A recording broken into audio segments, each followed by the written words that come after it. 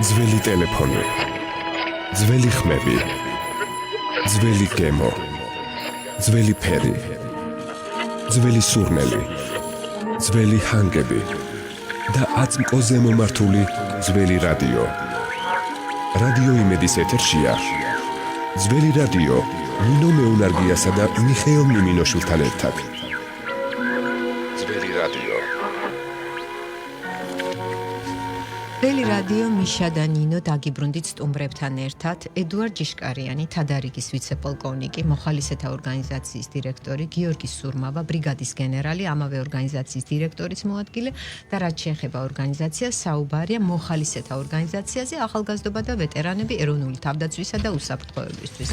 მოგესალმებით. მადლობა ბატონო მოგზაურობისთვის და იმ დამსახურებისთვის, რაც თქვენ სამშობლოს წინაშე გაქვთ, თქვენ სამივე ბრძოლაში ხართ მონაწილე და დიდი მადლობა ამისთვის თქვენ. იმიტომ რომ რა არის ვეტერანი, მე ძალიან კარგად ვიცი, იმიტომ რომ მამაჩემი ვეტერანი იყო და ყოველთვის ბავშვობიდან მქონდა თქვენის თანაპირობებისადმი განსაკუთრებული. თქვენთვის ძალიან დიდი პატივია თქვენი მასპინძლობა და მართლაც ყველაფრისთვის დიდი მადლობა, რასაც კი თქვენ ქვეყნისთვის აკეთებთ, რაც კი გაგიკეთებიათ და ყველა ვეტერანს და ზოგადად ყველა სამხედრო მოსამსახურეს ჩვენი დიდი სიყვარული და როგორც საოცარი სახელი აქვს თქვენს ორგანიზაციას ახალგაზრდობა და ვეტერანები ეროვნული თავდაცვისა და უსაფრთხოებისთვის. ანუ როგორი შემთხვევით არაფერი შერჩეული კი აქ თქვენი მომენტის ინდო ბატონ გიორგის რეგალიებს რო გავეცანი, ანუ თქვენ სამეცნიერო კვლევითაც ხართ დაკავებული გარდა იმისა გადაპრაქტიკული შემოქმედებისა. ამაზე აუცილებლად ვისაუბრებ და აი აქვე დავამატებ მართლაც მართებულად აღნიშნე ახალგაზრდობა და ვეტერანები ეროვნული თავდაცვისა და უსაფრთხოებისთვის ვეტერანების საქმეთა სახელმწიფო სამსახურთან და საქართველოს გენერალთა კლუბთან ერთად აქტიურად იყო და არის ჩართული თებერვლის ბოლოს გურიაში თითოეულობით გამოწვეული სტიქიური უბედურების შედეგების სალიკვიდაციო სამუშაოებში მოსახლეობის დახმარების პროცესში ახალგაზრდებთან ერთად. ეს არის ძალიან მნიშვნელოვანი გზავნილი და ბატონებო დავიწყოთ საუბარი და უპირველეს ყოვლისა გვიანბეთ ამ ორგანიზაციაზე და მიზანზე. უპირველეს ყოვლისა მოგესალმებით და პირველ რიგში მინდა მოგილოცოთ დღეს პირადად ნინოს ორი იუბილეს აღნიშნავს. დიდი მადლობა. ტევი იმედის და თას შვილის. მინდა გისურვოთ რომ მშვიდობიან და ბედნიერ საქართველოზე გეკეთებიოთ მრავალი სიუჟეტი და ამავე საქართველოში ეცხოვროს ჩვენ. უღრმესი მადლობა. უღრმესი მადლობა. და მოდი დავიწყოთ ამ ორგანიზაციის მიზანზე საუბრით. ჩვენი ორგანიზაცია ახალგაზრდა და ვეტერანები ეროვნული თავდაცვისა და უსაფრთხოებისათვის დაფუძნდა 2023 წელს 11 თებერვალს.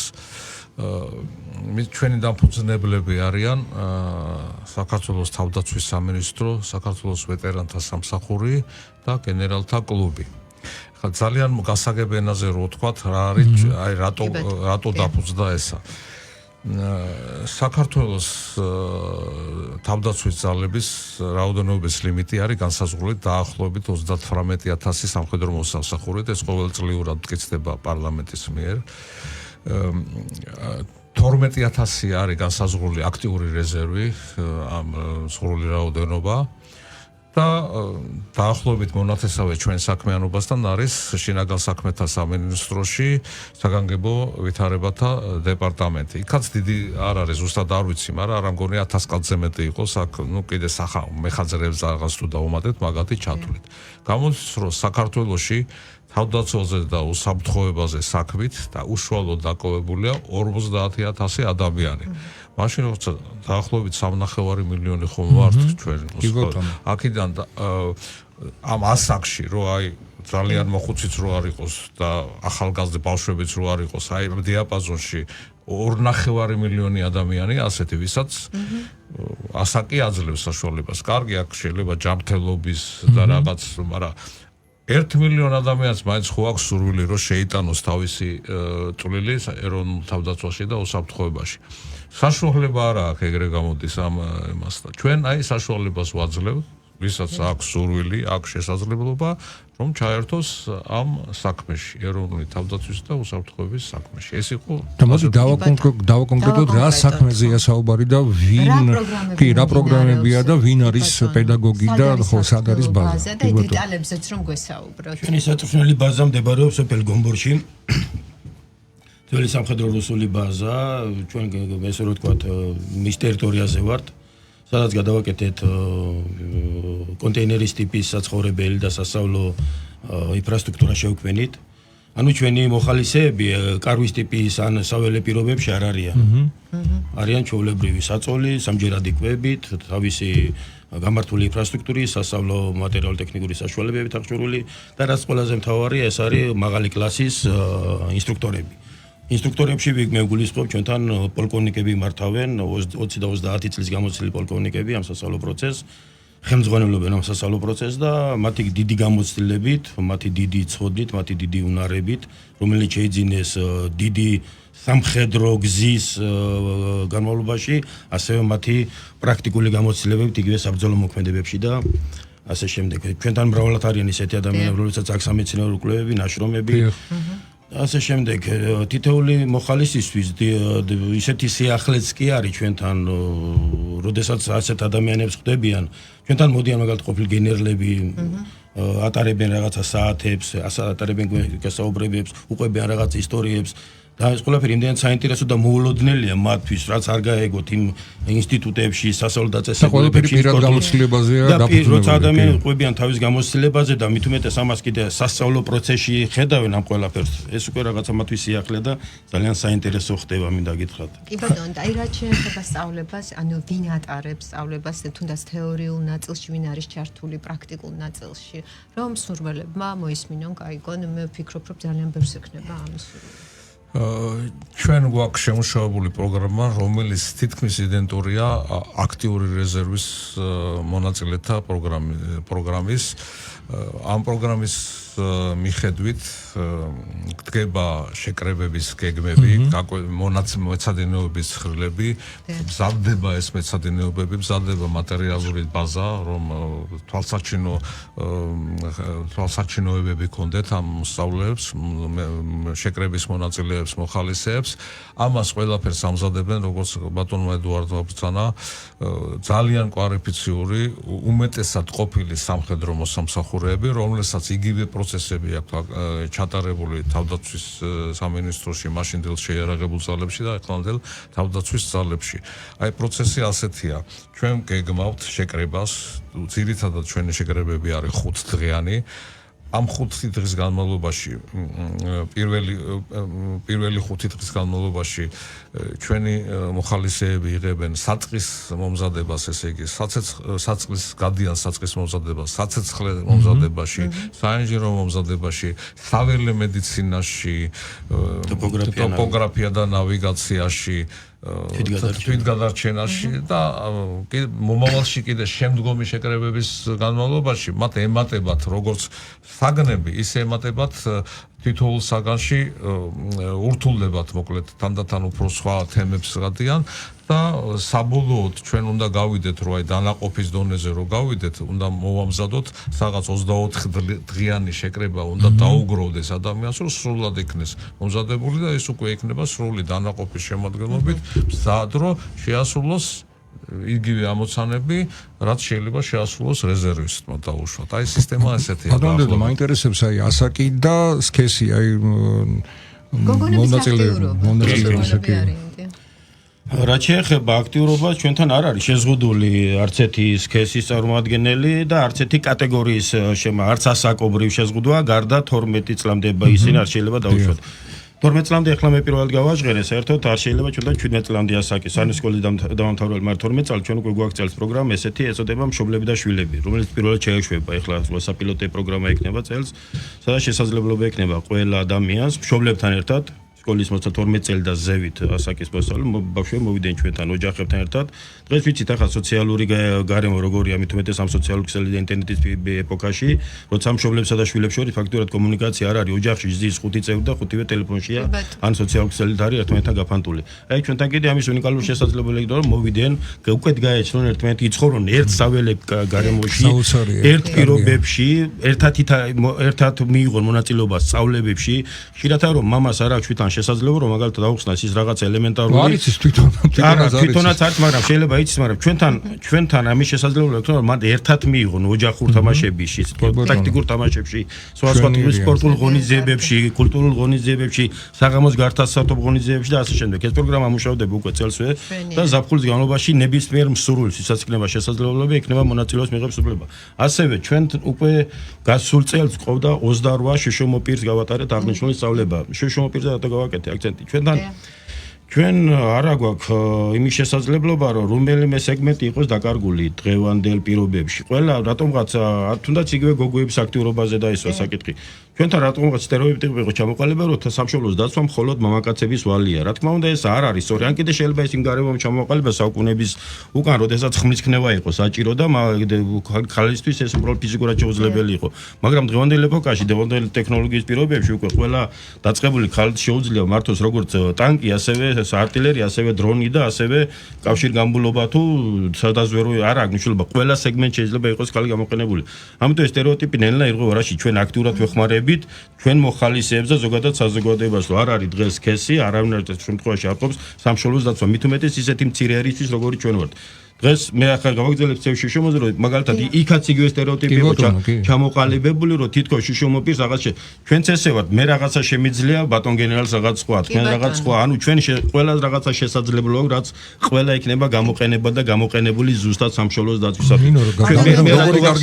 მე რატო ვახსენე? თეორიაში იმდენად მნიშვნელოვანი აქცენტი გააკეთეთ, რაც შეეხება შშმ პირებს, თან მე შვილი შშმ პირი მყავს. ანუ ჩვენ ყველას გვაქვს გარკვეული შეზღუდვები, გარკვეული მიმართულებით. მეც მაქვს შეზღუდული შესაძლებლობები გარკვეული მიმართულებით და მათი აქტივობა და აქ ჩართულობა ძალიან მნიშვნელოვანია. ოღონდ მაინტერესებს გარემო მათთვის რამდენად მაგაზე კი ბატონო, მოგახსენებ ჩვენ იმიტომ დავიწყე შარშან ჩვენ გქონდა საპილოტი, ასე რომ თქვა ქალბატონი ხატია გავაშელი, ალბათ რომელიც მოგვიყვარა ამ იმის ორგანიზებაში, ასე რომ თქვა თხოვეთ რომ ეს რაღაცნაირად ჩვენც გვინდოდა მოგვესინჯა, ასე რომ თქვა გარკვეულ რისკეთანაც იყო დაკავშირებული, რომ ცოტა რაღაცას ეხები, ცოტა რამდენად გამოგივა არის, ამიტომ თხოვეთ დაგვეხმარათ, ისთვისაც დიდი მადლობა რომ ეს უბრალოდ მოგვესინჯა როგორ გამოვიდოდა და გამოგვიდა მინდა გითხრათ წინვალეთ რატო და წელს უკვე ჩვენ იმ მოტივაციით რაც უკვე შარშან ნახე იმ თავისი დანაკლოვანებებით უკვე 2 შშმ პირზე ადაპტირებული კონტეინერი უკვე გავაკეთეთ გვაქვს ორი რატო ქალბატონებისთვის ცალკე რო იყო თავისი სველი წერტილებით ადაპტირებული თავისი შესასვლელებით ბადონები და ასე შემდეგ ეს უკვე გვაქვს და რა თქმა უნდა კიდევ მუშაობთ ამ მიმართულებით ანუ მე ისე თქვა და ჩვენ მუშაობთ ყველა მიმართულებით რომ რაც შეიძლება ყველა სეგმენტს საქართველოში არ დაიკავოს არც ერთი ფენა საზოგადოების რომელიცაც არ შეეძლება იქ მოვიდეს და თავისი სამშობლოს თავდაცვისუნარობის და გაზრდაში მონაწილეობის სურვილი არ დაუკარგოთ ასე ვთქვა შესაძლოა არც ერთ ადამიანს საქართველოში რა. კიდევ კითხვა რაც შშმ პირებს შეეხება მაინტერესებს სხვადასხვა მისიებში დაზარალებული სამხედრო პირები ჩართობიან თუ არა. კარგი შეკითხვაა. კი ბატონო, მადლობა შეკითხვისთვის. ჩვენ ახლა მაშინ კიდე გადავალ ესე შორდანმოული ასე ვთქვა. ჩვენ ახლა აქტიურად ვემზადებით მიმდინარე წლის შეკრებებისთვის რომელიც დაიწყება 28 აპრილს პირველი შეკრება. ჩვენ მანამდე აქტიურ მომზადების პერიოდში ვართ, თქო და გადართულ და ჩვენ ვაკეთებთ ახლა ინსტრუქტორების გადამზადებას. ჩვენი მაღალკვალიფიციური ვეტერანი ინსტრუქტორები, ზოგი დაქირავებული ამ შემთხვევაში ხელშეკრულებათა ყვანილი პირადი შემადგენლობა აკეთებს გადამზადებას ჩვენი ინსტრუქტორების. ამ ინსტრუქტორების გადამზადებაში მონაწილეობენ ის შემადგენლობა, რომლებიც მათ გაიარენ გასულ წელს ჩვენთან შეკრებებში. 1 ან 2 კურსი. ანუ ჯაჭვი ერთგვარი. ჩვენ ისინი ახლა ჩვენთან არიან მოსულები, რომლებიც და ინსტრუქტორების გადამზადებას გადენ. ისინი რა თქმა უნდა თუ წარმატებით გაივლენ ამ კურსზე, ისინი ჩაირიცხები ჩვენ უკვე მათ ხელშეკრულებათა ყვანილ შტატში, როგორც ინსტრუქტორს. ამათში არის ორივე კიდური დაკარგული, ერთი პირველი, რომელიც ავღანეთში დაკარგა, ორივე კიდური ჩვენთან ის გადის ახლა ინტენსიურ ინსტრუქტორის გადამზადების კურსს და პირველივე როგორც თუ კი წარმატებით გაიარა ახლა რა თქმა უნდა ჩვენ ავრად ჯერ შესაძლებლობებთან ერთად უნდა ისიც შესაძლებლობა რომ ინსტრუქტორ საქართველოს შესაძლებლობა მან დაფაროს კურსი წარმატებით, რომ ის ჩვენ ავიყვანოთ შემდეგ გავცეთ შესაბამის სერტიფიკატი და შემდეგ რა თქმა უნდა ავიყვანოთ ხელშეკრულება და ვამუშავოთ როგორც ინსტრუქტორი. კი ბატონო, და ბატონო გიორგი, რაც შეეხება უკვე აი მიმდინარე ან წლევანდელ წვრთნებს, დავუშვათ დაიწყო თუ არა და მოხალისე რამდენმა. და რამდენმა გაიარა უკვე გადამზადება. ბატონო ედუარდო ახსენა უკვე რომ ჩვენ პირველი შეკრება გვექნება დაგვეწყება 28 აპრილს. ეს დაკავშირებულია იმასთან რომ გომბურის ჩვენი ბაზა სამთრის პერიოდისთვის ცოტა რთულად არის ადაპტირებული არ არის, იმიტომ რომ სიცივეებია გომბური არის დაახლოებით 1100 მეტრზე ზღვის დონიდან. ასე რომ ჩვენ გვირჩევნია რომ ეს გამოვიყენოთ გაზაფხული შემოდგომის პერიოდი და ამიტომ ასეც არის დაგვეკვილი. წელს დაგვეკვილი გვაქვს დაახლოებით 10-დან 12-მდე შეკრება, ეს 5დღიანი შეკრებები. ჩვენ კონტინგენტი ჩვენ მხრიდან ასე არის დაყოფილი. მოხალისეები, რომლებიც პირველად მოდიან ამ შეკრებებზე, მოხალისეები, რომლებიც უკვე იყვნენ შეკრებებზე და აგრძელებენ თავიანთ სწავლა-განათლებას ამ მიმართულებით და ასევე რამდენიმე შეკრების მერე ჩვენ უკვე დავიწყებთ სპეციალისტების მომზადებას. ეს რაში გამოიხატება მაგალითად, აი პირველ შეკრებაზე მოვიდა ადამიანი, ჩვენ იმას ვანახეთ დაუშვათ დრონი ან ნახა სამედიცინო, საველე მედიცინის მეცადინეობა, დაინტერესდა ან ერთი თან მეორეთი. შემდეგ როცა ჩვენ შევკრიბავთ ასე დაინტერესებულ ადამიანებს, ანუ იკვეთება უკვე მისი ვისაც რა ინტერესი და რა შესაძლებლობა აქვს, ამის მიხედვით მე გვექნება ჯგუფი, რომელიც დრონის ოპერატორებს მოამზადებს, ჯგუფი, რომელიც ამას თვითონ ის შეიძლება ინსტრუქტორმაც გადაწყვიტოს, რომ ამას ეს უფრო ეხება და მარტო სურვილი არ გვარა, რა თქმა უნდა, აი შერჩევის კრიტერიუმები გვექნება, შევარჩევთ, უკვე ვასწავლეთ. გარდა ამისა კიდევ ერთი კატეგორია ეს არის რეგიონები. ჩვენ რეგიონებში ვცდილობთ რომ ყავდეს აი დანაყოფები, მაგალითად იგივე წეგან იყო საუბარი გურიაში დიდ თოვლობაზე, იქ ჩვენ ძალიან დაგვეხმარა რომ იმერეთში ყავს უკვე ჩვენი ხალხი, რომელიც მზად არის მეტნაკლებად ასეთ რაღაცა, უცებ შევკრიბეთ და მათ გაგვიწიეს. ჩვენ კიდევ უფრო უნდა მოვამზადოთ, რომ სტრუქტურირებული უნდა იყოს, აღჭურვილი უნდა იყოს ეს და თავიანთი მეტნაკლებად ავტონომიურად შეეძლოთ უკვე გამკლავება ადგილობრივ ხელისუფლებასთან ერთად, რა თქმა უნდა. აი ეს არის დაახლოებით, რასაც ვცდილობთ, რომ რაც მივაღწიოთ ამ წელიწადს. და სპორტსმენების ჩართულობა გინდა და გეკითხა, ხო, საინტერესოა. სპორტსმენებიც. კი, რა თქმა უნდა, სპორტსმენები იყვნენ ჩვენთან, რა თქმა უნდა, ჩვენი ოლიმპიური ჩემპიონები, მსოფლიო ჩემპიონები გესტუმრნენ, გაიარენ კურსები, ეს мотиваციაც რა თქმა უნდა მაღალი იყო მოხალისეებისთვისაც, როცა ახლა ესეც საზოგადოებას ხედავენ, რომლებიც ესე რომ თქვა სახელმწიფოს თავდაცვის უნარიანობაში არიან აქტიურად ჩართულები, ეს რეკლამირება, ეს მონაწილეობა არის და როცა ასე ხო და ასე წარმომადგენლებს თაღან გენერლები ვახსენე, ისინი მოდიან, გადიან, ვეტერანები გადიან, მახსოვრო სპორტსმენები გადიან, რა თქმა უნდა, სტუდენტისთვის, ახალგაზრდა ადამიანისთვის, რომელსაც შეხება რკონი ამ მიმართულებაზე, ასე ვთქვათ, მეტი ინტერესი და მეტი мотиваცია უშდება, რასაც თქმა უნდა, უდიდესი საქმეა ყველა მიმართულებით აბსოლუტურად თქვენ აღნიშნეთ, რომ აი სკოლის მოწაფე ასაკობრივი ზღვარი არის, მაგრამ აი სკოლის მოწაფეებისთვის როგორი мотиваცია, როგორი მიმბაძველობა, როდესაც ესეთი, ანუ აი ეს ინტერესი რომ გაღვივდეს ბავშვებში, აი რამე ამ მიმართულებით თუ ფიქრობთ და თუ ახლა გეტყვით, მე მინდოდა მაგაზე საუბარი, მადლობა შეკითხვისთვის. ჯერ ესე რომ ვთქვათ, მუშა პროცესში ეს ყველაფერი და ერთმნიშვნელოვნად ვერ ვიტყვი. ესე რომ ვთქვათ, არის წერილობითი თანხმობის დონეზე ჯერ და საორგანიზაციო საკითხებზე საუბარი გვაქვს ესეთი პროექტით წელს ჩადებული გეგმაში, რომ ჩვენ 5დღიანი სასწავლო პროგრამა გავატაროთ მე-10, მე-11 და მე-12 დამამთავრებელი კლასებს, ასე ვთქვათ, ოღონდ მხოლოდ ის სკოლები, რომლებიც სკოლებიც მონაწილეობენ საქართველოში არის ჩაშვებული ესეთი პროექტი, სამხედრო საქმე, საპილოტე პროექტია, განათლების სამინისტრო და თავდაცვის სამინისტროს ერთობლივი პროექტია, რომელშიც მონაწილეობს 98 სკოლა მთელ საქართველოს მასშტაბით. ჩვენ გვინდა ამ სკოლებში, ასე რომ ვთქვათ, ეს სკოლები მოვიწვიოთ ჩვენ ბაზაზე, რომ გაიარონ 3 სკოლა, 4 სკოლა, როგორც შესაძლებელი იქნება ესე გარკვეული კვოტით, იმიტომ რომ სკოლას ვერ მიცვენ იმდენ საშუალებას, რამდენიც შესაძლებლობა ექნებათ, არამედ გარკვეული კვოტას დაუწესებთ. მოვლენ თავის სამხედრო მასწავლებელთან ერთად, გაივლიან გარკვეულ 5დღიან შეჯიბრს, შეეცეთ თქვა პროგრამას, შემდეგ სკოლები შეეჯიბრებენ ერთმანეთს სამხედრო საქმეში და საუკეთესო გამოვლენად საქმეა მისმა რო იტყვიან, რაც რა თქმა უნდა დიდი мотиваცია იქნება რა მათთვის. და კიდევ ერთხელ შევეხებით აი თებერვლის სტიქიას ვახსენებ, უამრავი მოხალისე იყო ადამიანის სურვილი ჰქონდათ რომ დახმარებოდა ამ სტიქიური უბედურებისგან დაზარალებულთა გადასარჩენად მიიღო ამაში მონაწილეობა, მაგრამ ეს ხდებოდა სტიქიურად.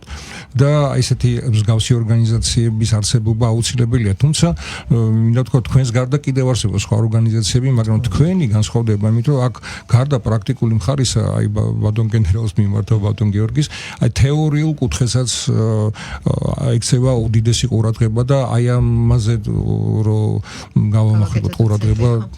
კი ბატონო, ესე აქ არის ორი მხარე. თვითონ ამ ადამიანების მომზადება, რომ მათ შეეძლოთ რაღაცის გაკეთება სტიქიური უბედურების დროს, ან თუნდაც ტექნოგენური იყოს რაღაც კატასტროფა არ აქვს მაგას მნიშვნელობა, რომ ადამიანს შეეძლოს თავის თავს მიხედოს, ვიღაც სხვას უშველოს და ზოგადად მოიქცეს ისე, როგორც საჭიროა და მეორე არის ორგანიზაციულ სტრუქტურული. ადამიანი რაც არ უნდა მომზადებული იყოს, რომელიც როდესაც ის სადის სტიქიურად უბედურების ზონაში, კატასტროფის ზონაში, მან არ იცის ვინ აჭმევს, ვინ დააძინებს, ვინ დავალებას ვინ მისცემს.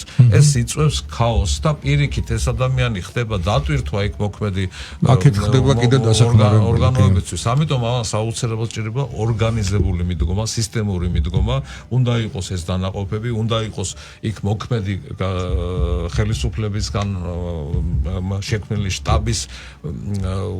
შტაბთან უნდა მივიდეს ეს ხალხი, წინასწარ უნდა იყოს მათი ზონები განსაზღვრული, მათი ამოცანები განსაზღვრული და ასე შემდეგ, აი ამას ექნება ეფექტი, თორე აი ესე სტიქიურად ჩასვლას რაც არ უნდა გულანთებული იყოთ, არა უკუ ეფექტი ექნება, იმიტომ რომ ეს თუ შეიძლება მე დავასრულებ კითხვას, იმიტომ რომ ეს თემაც მინდოდა გამეჟღერებია, ასე ვთქვათ, ჩვენ გვაქვს წელს უკვე ესე ვთქვათ, გასული წელი იყო ძირითადად საპილოტი, ასე ვთქვათ და მოსამზადებელი თუ გვენახა როგორ იმუშავებდა ეს პროექტი, ასე ვთქვათ და ამან დაგვანახა რა თქმა უნდა თავის დადებითი მხარეები, უარყოფითი მხარეები, პერსპექტიული მხარეები და რაზეც უნდა გამახვილდეს მომავალ ყურადღება და ასე შემდეგ რა თქმა უნდა.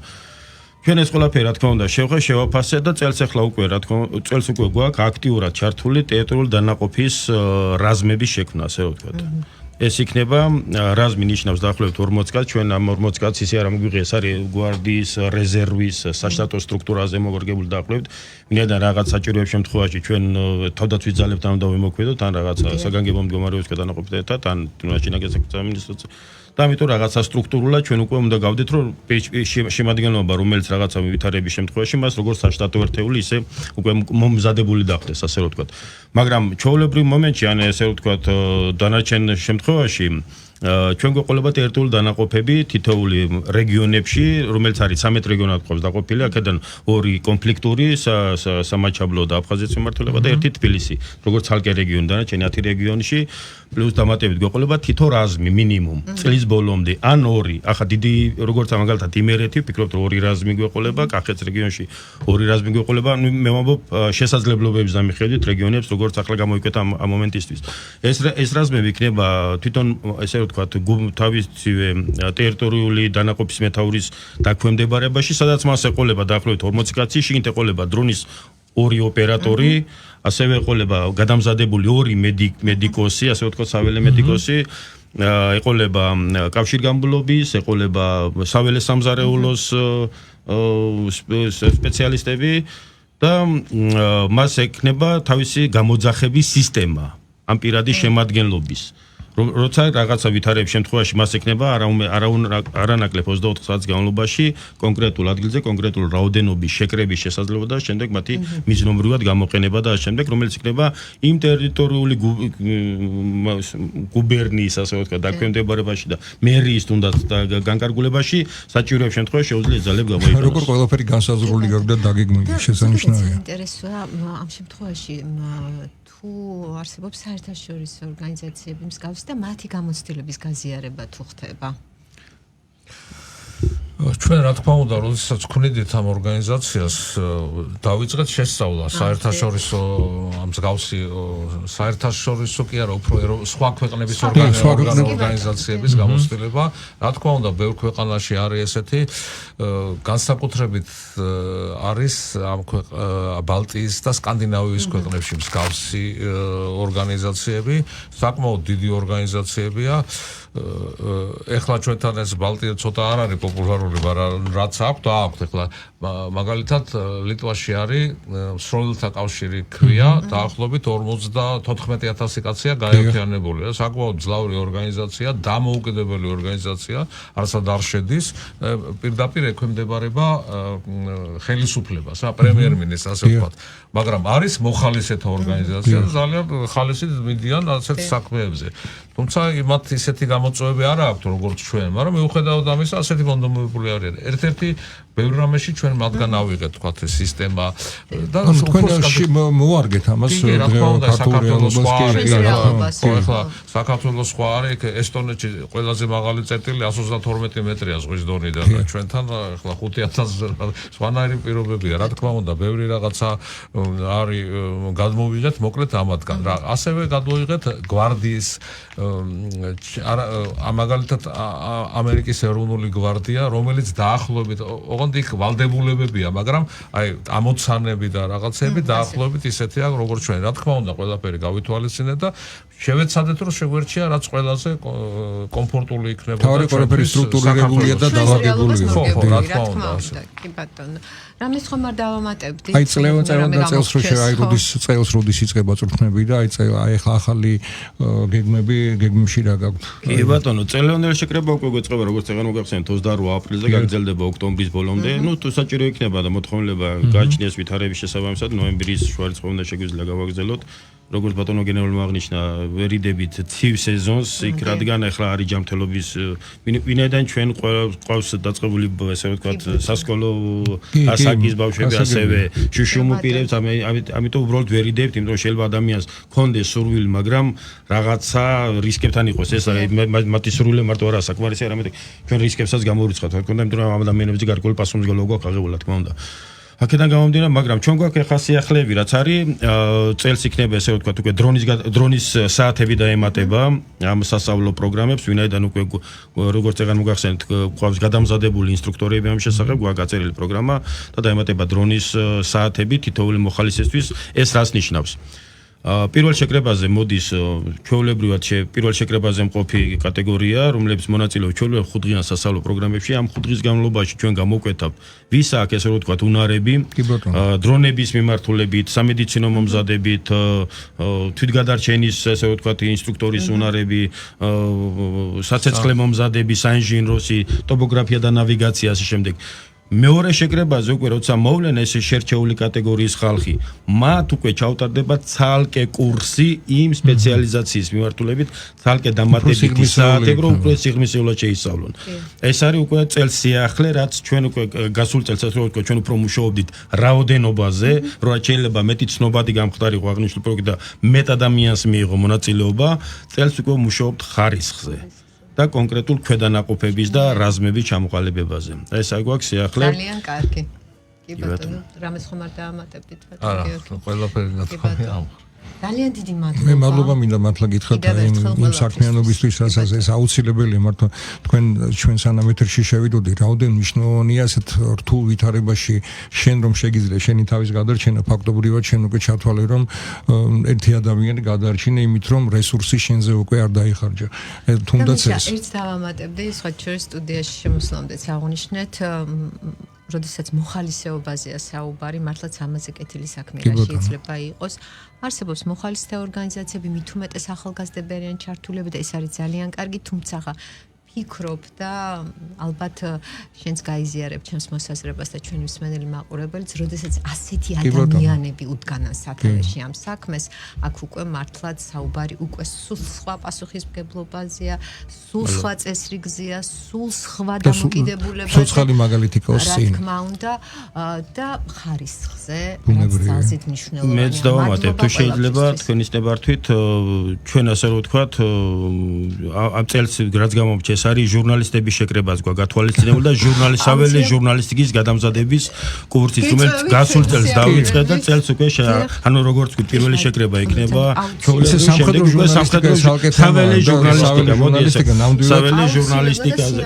ნამდვილად ძალიან კარგი. ჩვენთაგანის ვალდებულებაც არის. კი ბატონო, ეს არ იქნება რომ ჩვენ ჟურნალისტებს ჟურნალისტებს რომელსაც შევასწავლეთ საველე პირობებში მათი ასე რომ ვთქვათ მომზადება. არა, რაც თქვან და რაც არა თქვან, ესეც აუცილებელია. რა თქმა უნდა, ესეც შედის. სხვათა შორის რომ მოდიოთ ვითხრეს რომ ისეთ რაღაცებს ნუიტყვი ხარ, რადგან გეგმები არ გამხილო ყველაფერი და ან სასწავლო პროგრამებზე ლაპარაკო, არა პირიქით ყველაფერი დაიიყოს, დაეწაიღონ. ეს ჩვენ თავდაცვისუნარიანობას ეხება, ნეტა მოისმინო, ნეტა წაიღონ.